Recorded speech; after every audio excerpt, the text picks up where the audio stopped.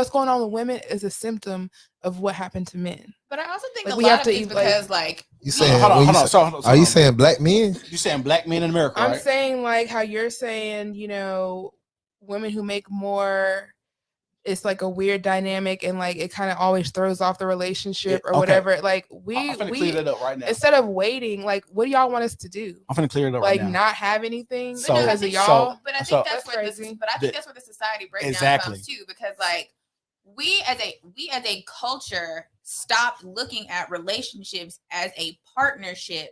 And because we have become so independent as people, a lot of times, like when you try to come together with someone that is not equally yoked with you, that's when shit starts to go left. Because a lot of times, like, we look at dating relationships as if they're supposed to be some sort of permanent relationship, when like you really could just be fucking with somebody to fuck with them. And so like that has nothing to do with being in a, like, when you are coming together with someone that you are trying to be in a partnership with, then that's when shit gets different. And we as a culture have stopped looking at partnerships, and we've started looking at situationships. I'm just trying to have fun, and that's when shit starts going left. Because there's not a necessity to hurry up and get married, because people have options. You don't have to get married now. It's not necessarily that people have options.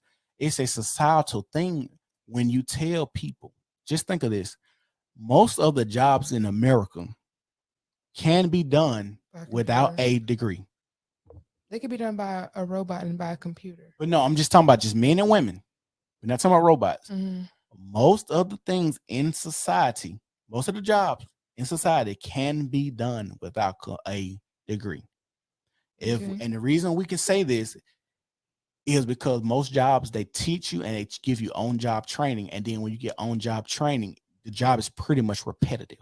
It might be something here, maybe a new technology I train you on or something, but whatever. I agree. Most jobs can be done without a degree. Okay. The breakdown in society, especially with us, and like I said, if a black woman is looking for a black man to be a provider, and those jobs require degrees to be higher earners, when you look at this, is a society thing all throughout the whole board.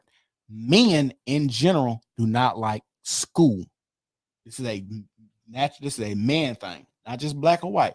Men in general don't like school because women naturally are okay with sitting down and being told what to do.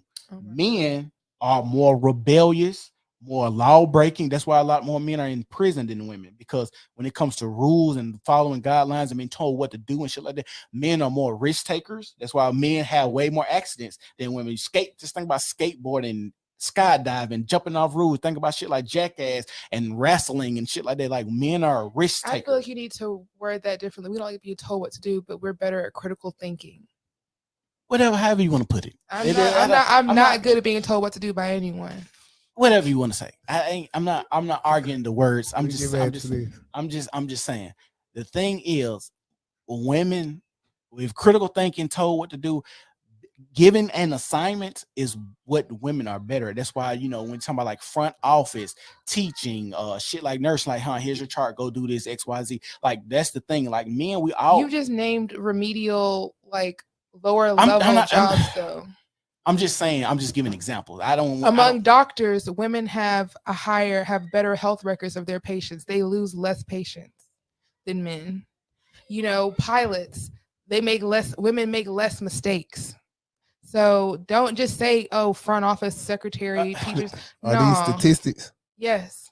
Okay, so even if those are statistics, okay, if you have an issue with me using those jobs, I apologize. I don't know what kind of jobs you want me to use, but I'm using those as example. And these are where everything I'm saying. And then factory jobs are all men. They do nothing but tell y'all niggas what to do and what to pick up and what goes where. And that's why. And if you ever worked in the factory, you understand that's why it's a high turnover rate in factories. And when you do work, you're just saying that's more suitable for men. Hold on. They are more suitable for men, but what you just said was y'all work in factories and y'all are told what to do. But if you ever worked in the factory, when you be in those factories, women are there longer most of the time than the men, because the women are okay with being told what to do. Every factory I've been in, I worked at Hubble and Leeds, and they would tell you it's a lot of bitches that been there 20, 30 years, and there's a lot of niggas that come in there, work 6 days, and like, this heat fucking, I'm finna go. And the women will be in there and be like, well, it's a steady income. I'm a single mother. I got to do it. They're critically thinking. Like, yeah, they have shit to lose. Man, you can go quit your job and sleep on another bitch couch and play video games with her son. You agree? You definitely don't understand that your point helps my case, because I'm saying men are more risk takers. So when it comes to like schooling, and that's why I was telling you about society, if society tells you, hey, men, you have to go to school to get a higher wage job, and men are naturally rebellious and don't want to sit down into a class. Cara, you a teacher? It's popping. Are you a teacher, right? Very much so. So do you think men are more rebellious in school than women, than the girls? Yes, but I also have worked in predominantly Black schools, and I feel like a lot of times, like, we put Black male students in these pigeonholes because I feel like you're pigeonholing. So from an educational standpoint, just strictly speaking from school, when you have a black male student, He gets labeled. Black male students generally get labeled more in education, Mislabeled as being special needs, special ed, like, because no one really takes the time to sit down and like truly get to the root of things. Like, for example, like my brother. When my brother was in first grade, like, that's when they stopped teaching phonics. They started doing sight word reading. So like he would read, but like he would read the word that looked like the other word because that's the word that he knew. And so they wanted to put him in the remedial reading class. My parents literally sat down with him and they were like, oh, this is the problem. The nigga graduated college early, like he passed the LSAT, like right. he like men had, are like not a bomb just scored an LSAT, okay. got to the meat top block. lockers that you just this goes here. Let me move this rock. Like, no, like I didn't say none of But that. the original conversation and a was nigga suitable. should not just go Right, that's college what just on a football scholarship. But like that's y'all the- could be But architects that's the too. thing, My- though. but my like, thing- that's- society he was doesn't saying market suitable, it that though. way. Society has made it that way, and that's what she's missing. I said suitable for one, and the second was society. I said society, and if you notice, you just said a stat earlier when we started. Women are more educated than men. So that would let you know that more men do not like to go to school. I'm just telling you, it's not that we're being labeled or because XYZ, because at the end of the day, if you get labeled, you can still go and pass the LSAT, just like she said, do whatever you need to do to go to school to get a degree or whatever. But men are more rebellious, risk takers. They just is what it is. They don't like to be sitting down too long. As a man, I'm speaking as a man. I'm telling you what it is. So when you say we gave up on you or we quit on y'all, that did not happen. That did not happen. The thing is, we're crabs in the bucket. We're in a society that's telling us, hey, you have to do X, Y, and Z to become this type of male. And when you are dealing with women who are going to school, let's say you're a woman that go to school, and if you're a woman that make $80,000, $80,000, do you know, as a woman, if you were looking for a male counterpart to make $80,000, that's probably going to be damn near impossible. I make a little over 80. Okay, so even if you were dating right now, it would be very hard for you to find a male that you're looking for to make $85,000. And this is statistical. I ain't even got to say this is statistically. Most men only at the same time, okay. But that's just like when you're 35 and dating like a 21-year-old.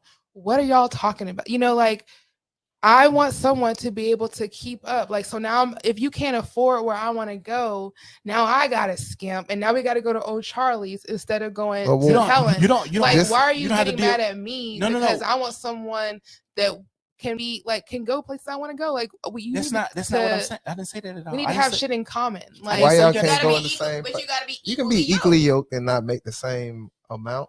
But if I want to go on a trip, now I got to pay for you. No, you save. Like, what is the saving? I'm just saying, like, some people can drop in, like, what might require you to save 6 months might only require me to save 1 month. And so I don't think it's about the money, because you can also, I make 80, but I have a lot of expenses going out. So really the money I have to work with, like to spend, is not 80, you know? So like, but then you could be a teacher and then, you know, make smart investments and still be able to, it's not about the money to me. It's about the quality of life and the lifestyle. And can you keep up with me? Just like I said, if you're like a 40-year-old talking to a 20-year-old, what are y'all talking about? You're at a different space in your life. You know, like there's only so much, you know, like. Well, I feel that, but his original comment was the whole money thing. You said, is that a women or men thing? But you just said it yourself. Like, can you keep up with the 80, you making 80 grand. That's just a lifestyle thing. And like I said, right. I made a but point then where that's they what could. I'm saying. But that's what he said earlier with the whole relationship, the divorce, if a woman makes more money than a man. Right, because now you just said, now I gotta wait and save more money. Why I gotta do this? And most women are going to think like that. Like, if I'm with a nigga and he making less than me, now I'm gonna be like, why I gotta wait on this nigga when I can do it? Fuck this nigga. I'm finna go do what I gotta do for myself. It's not that we mad. My life on hold waiting for you to catch but up. why? But no, why I is agree. it not? I agree 100% with you. You are putting your life on hold if you're waiting on a man to do what you want to do. 100%. I agree with you. I'm not saying you should wait. I'm not saying you should sacrifice. I'm not saying you should give a nigga that make less than you a chance or anything. Technically, we shouldn't say a man neither, because then that's being sexist. But whatever. But you get what I'm saying. Mm-hmm. But my thing, I'm not saying any of that. I'm not telling you that you got to do any of that.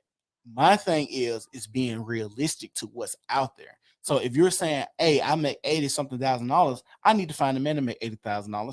It's gonna probably be rare because most men only make like $48,000, somewhere around there, 40 to 50 something. So it'll be kind of hard for you to say I want to date someone, and that's why I say it's a societal issue, not a woman issue, not a man issue, a societal issue, and it's set up that way because when you have the breakdown of the family, you have to put things in place to have a breakdown of the family, and you got to understand that if you are a black woman looking at a man for money, it's going to be kind of difficult because most black men ain't finna just be in school like that.